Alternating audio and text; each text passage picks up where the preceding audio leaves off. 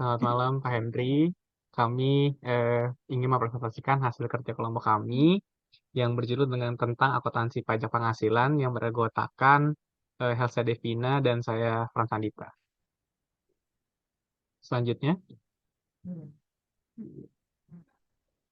nah berikut kita akan membahas tentang pajak perusahaan, yaitu adalah pajak badan atau PB materi, BPHTP, pajak daerah, yaitu ya pajak yang dipotong oleh PPHP, PS23, penghasilan pajak. Nah, yang dibagi lagi menjadi PPh 21 atas gaji, PPN atas penyerahan barang atau jasa yang dilaporkan kepada KPP, yaitu setoran kas negara. SPT pajak yaitu adalah penghasilan, beban yang dapat dikurangkan, penghasilan karena pajak, eks tarif pajak, pajak terutang dari 1 tahun fisikal, kredit pajak. Angsuran pajak PPh 25 dipotong pihak lain yaitu PPh 22 dan 23. Pajak luar negeri yaitu PPh 24, pajak kurang atau lebih bayar yaitu PPh 28 dan 29.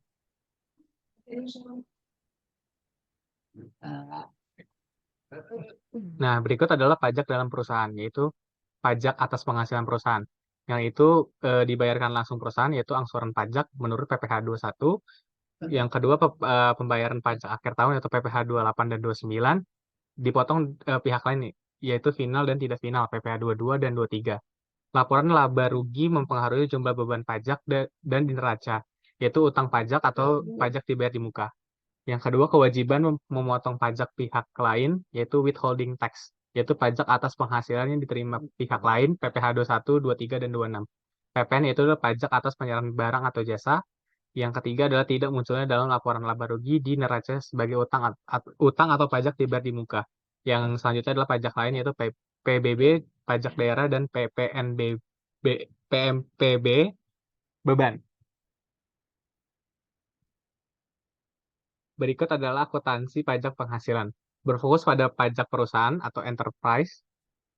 Sebelum PSAK 46, beban pajak dalam laporan laba rugi adalah pajak terutang, yaitu fisikal atau PSAK atau TAP.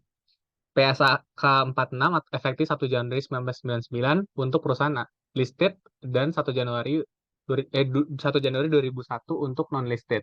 Yaitu beban pajak ini, pajak terutang fisikal, beban atau pajak penghasilan tangguhan, aktiva atau kewajiban pajak tangguhan.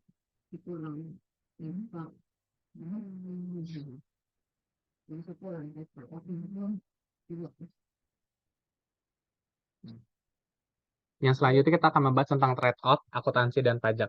Pajak adalah penghasilan karena pajak yang besar akan menyebabkan besarnya pajak yang harus dibayar. Akuntansi adalah laba sebelum pajak yang besar akan menyebabkan besarnya laba yang dilaporkan. Trade-off akan memperkecil untuk perusahaan terbuka karena kepentingan pemegang saham yang menginginkan laba tinggi sehingga pajak tidak dapat diturunkan. Nah, berikut adalah perbedaan pajak dan akuntansi. Nah, perbedaannya itu adalah dari segi permanen dan temporer. Nah, yang temporer itu adalah pajak tangguhan, aktivitas utang, atau beban pendapatan. Nah, menurut undang-undang pajak dan PSAK akuntansi. Nah, berikut adalah perbedaan pajak dan akuntansi. Yang pertama adalah penghasilan. Setiap tambahan kemampuan ekonomis yang diterima atau diperoleh wajib pajak berasal dari dalam atau luar negeri yang dapat dipakai untuk konsumsi atau menambah kekayaan wajib pajak bersangkutan dengan nama dan dalam bentuk apapun. Berikut ada cara menghitung penghasilan karena pajak identifikasi. Yang pertama bukan objek pajak, kedua beban yang boleh dikurangkan, ketiga adalah beban yang tidak boleh dikurangkan, keempat adalah pajak final, kelima ada perbedaan cara pengukuran. Perbedaannya itu adalah temporer dan permanen. Yang temporer adalah depresiasi atau amortisasi metode jangka waktu atau residu. Yang kedua adalah biaya diestimasi atau penyisian piutang, penyisian persediaan, manfaat pensiun. Permanen yang pertama menghasilkan penghasilan dikenakan pajak final. Yang kedua, pihak yang tidak boleh dikurangkan. Biaya yang tidak boleh dikurangkan, yang pertama adalah biaya entertainment tanpa bukti pendukung. Yang kedua, sumbangan. Yang ketiga, biaya yang tidak terkait untuk memperoleh pendapatan dan pembayaran penghasilan. Penghasilan bukan objek pajak, yaitu adalah laba anak perusahaan atau hibah. Nah, selanjutnya adalah laba sebelum pajak. Pendapatan dikurang beban operasi sama dengan laba operasi. Laba operasi dikurang pendapatan dibagi beban lain-lain sama dengan laba sebelum pajak. Laba sebelum pajak dikurang beban pajak sama dengan laba. Beban pajak itu pajak ini menghasilkan kena pajak atau rekonsiliasi fiskal dikali tarif. Perbedaan temporer atau kompensasi kerugian dapat dikurangkan atau ditambahkan. Pendapatan komprehensif dengan pajak disajikan tersendiri per item. Laba komprehensif, yaitu adalah langsung menambah ekuitas, pajak dilaporkan per line atau gabungan.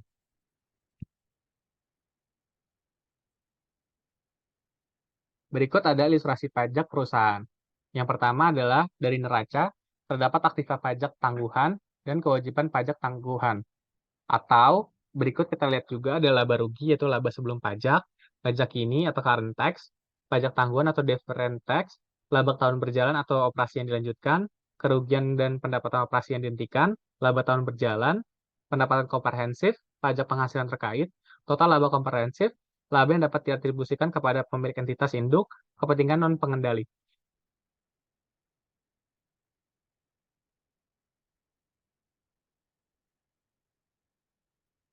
Diterapkan di akuntansi pajak penghasilan semua pajak dalam luar atau negeri didasarkan laba kena pajak. Yang ketiga, pajak penghasilan termasuk pemotongan pajak entitas anak, entitas asosiasi atau ventura bersama atas distribusi pada pelaporan. Tindak berlaku pada hibah pemerintah PSAK 61 akuntansi hibah pemerintah dan pengungkapan bantuan pemerintah atau kredit pajak investasi, namun berlaku atas perbedaan temporer yang ditimbulkan dari hibah atau kredit pajak tersebut.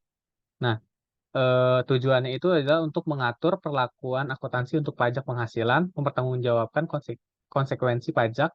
Yang pertama, pemulihan penyelesaian jumlah tercatat aset liabilitas di masa depan. Yang kedua, ada transaksi dan kejadian lain di periode kini, mengatur pengakuan aktiva pajak tangguhan dari sisa rugi yang terdapat dikompensasikan ke tahun berikut. Ruang lingkupnya perbedaan peraturan dengan IAS 12, peraturan pajak fiskal SKP, penambahan sesuai peraturan perpajakan untuk definisi aset pajak tangguhan. Definisi aset pajak tangguhan, yaitu jumlah pajak penghasilan yang dapat dipulihkan di masa depan akibat satu, pengurangan perbedaan kontemporer, kedua, kompensasi akumulasi rugi pajak, yang ketiga, pemanfaatan akumulasi kredit pajak. Yang kedua ada liabilitas pajak tangguhan, jumlah pajak penghasilan terutang di masa depan akibat perbedaan kontemporer kena pajak, yaitu laba akuntansi lebih besar daripada laba pajak. Definisi. Lalu selanjutnya Nah, ada definisi kelanjutannya. Yang pertama ada beban pajak atau penghasilan pajak, yaitu jumlah agregat pajak kini dan tangguhan yang diperhitungkan dalam menentukan laba atau rugi satu periode dan laba akuntansi. Yang kedua adalah laba akuntansi, laba atau rugi satu periode sebelum dikurangi beban pajak. Yang ketiga adalah laba rugi kena pajak atau fiskal, laba atau rugi selama satu periode yang dihitung berdasarkan peraturan yang ditetapkan otoritas pajak atas pajak penghasilan terutang. Yang keempat ada pajak penghasilan, pajak yang dihitung berdasarkan peraturan perpajakan dikenakan atas laba kena pajak entitas. Yang kelima ada pajak penghasilan final, bersifat final setelah pelunasan kewajiban pajak telah selesai atau penghasilan pajak dengan pajak final tidak dihitung lagi bersama penghasilan pajak tidak final. Yang keenam ada pajak kini, jumlah pajak penghasilan yang terhutang atau dilunasi atas laba atau rugi kena pajak dalam satu periode. Dan yang terakhir ada perbedaan temporer.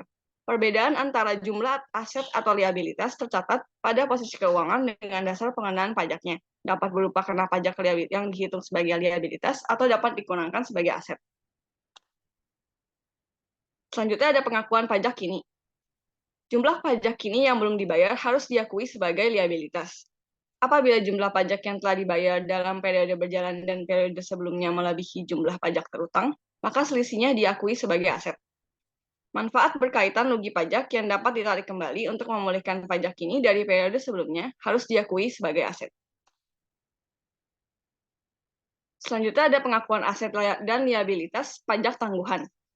Yang pertama, perbedaan temporer kena pajak yang dihitung sebagai liabilitas, yaitu ada kombinasi bisnis, aset tetap, wajar, goodwill, pengakuan awal aset atau liabilitas. Yang kedua, ada perbedaan temporer dapat dikurangkan sebagai aset, yaitu ada goodwill dan pengakuan pajak awal aset atau liabilitas.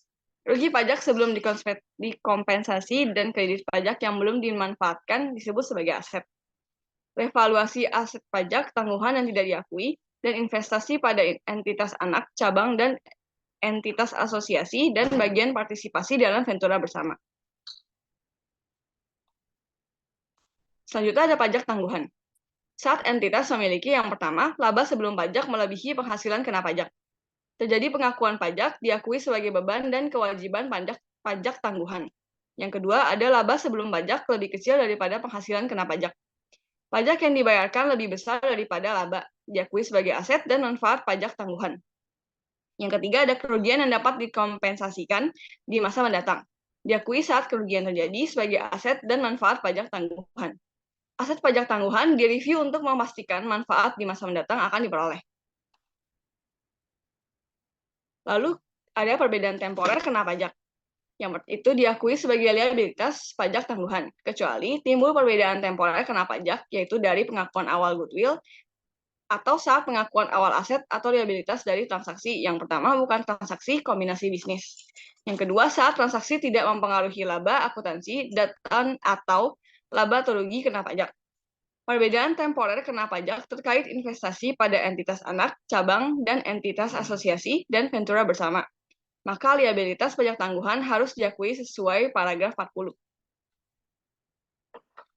Ini berikut ada contoh perbedaan temporer kena pajak. Yang bisa dilihat di sini ada biaya perolehan aset sama dengan 150, namun tercatat sebagai 100. Lalu ada akumulasi penyusutan untuk pajak sebesar 90 dan tarif pajak 25%. Dasar pengenaan pajak dapat dicari dari biaya perolehan aset dikurangi akumulasi penyusutan untuk pajak. Yang dimana di sini kita mendapat 60. Untuk memulihkan jumlah tercatat 100, maka entitas harus memperoleh laba kena pajak sebesar 100, tetapi hanya mampu mengurangi penyusutan pajak sebesar 60. Akibatnya, entitas harus membayar pajak penghasilan sebesar 10, yaitu 40%, yaitu sisa dari dasar pengenaan pajak, dikurangi jumlah tercatat, dikali 25% dari tarif bila dapat memulihkan jumlah tercatat aset. Perbedaan antara jumlah tercatat aset adalah 100 dan dasar pengenaan pajak sebesar 60 disebut perbedaan temporer kena pajak, yaitu sebesar 40. Entitas mengakui liabilitas pajak tangguhan sebesar 10 akan menggantikan pajak penghasilan yang akan dibayar bila dapat memulihkan jumlah tercatat aset. Perbedaan temporer yang dapat dikurangkan. Yang pertama, aset pajak tangguhan diakui untuk seluruh perbedaan temporer yang dapat dikurangkan. Selama ada kemungkinan laba kena pajak tersedia dalam jumlah yang cukup, sehingga perbedaan temporer dapat dikurangkan tersebut dapat dimanfaatkan. Kecuali jika aset pajak tangguhan timbul dari pengakuan awal aset atau liabilitas dalam transaksi yang pertama bukan dari transaksi kombinasi bisnis, yang kedua saat transaksi tidak mempengaruhi laba akuntansi maupun laba atau rugi kena pajak. Namun, untuk perbedaan temporer dapat dihubungkan dengan investasi entitas anak, cabang, dan entitas asosiasi, serta ventura bersama. Maka aset pajak tangguhan harus diakui dengan cara khusus. Bisa dilihat dari paragraf 45. Selanjutnya masih perbedaan temporer yang dapat dikurangkan. Aset pajak tangguhan diakui untuk seluruh perbedaan temporer yang dapat dikurangkan. Selama ada kemungkinan laba kena pajak, pajak tersedia dalam jumlah yang cukup, sehingga perbedaan temporer dapat dikurangkan tersebut dapat dimanfaatkan. Bisa dilihat kecuali untuk jika aset pajak tangguhan timbul dari pengakuan awal aset atau liabilitas dalam transaksi yang bukan transaksi kombinasi bisnis, dan saat transaksi tidak mempengaruhi laba akuntansi maupun laba atau rugi kena pajak. Lalu masih di perbedaan temporer, yang pertama pendapatan bunga termasuk dalam laba akuntansi dalam dasar produksi waktu. Ada kemungkinan pendapatan bunga terhitung dalam laba kena pajak saat kas diterima. Lalu penyusutan yang digunakan dalam perhitungan pajak berbeda dengan di akuntansi, di mana perbedaan temporer dihitung dengan selisih antara jumlah tercatat aset dan DPP. Biaya pengembangan dapat dikapitalisasi akuntansi, namun untuk penentuan laba kena pajak, biaya pengembangan dikurangkan dari nilai laba kena pajak saat terjadi. Sekian presentasi dari saya dan Franz. Terima kasih untuk perhatiannya. Selamat malam.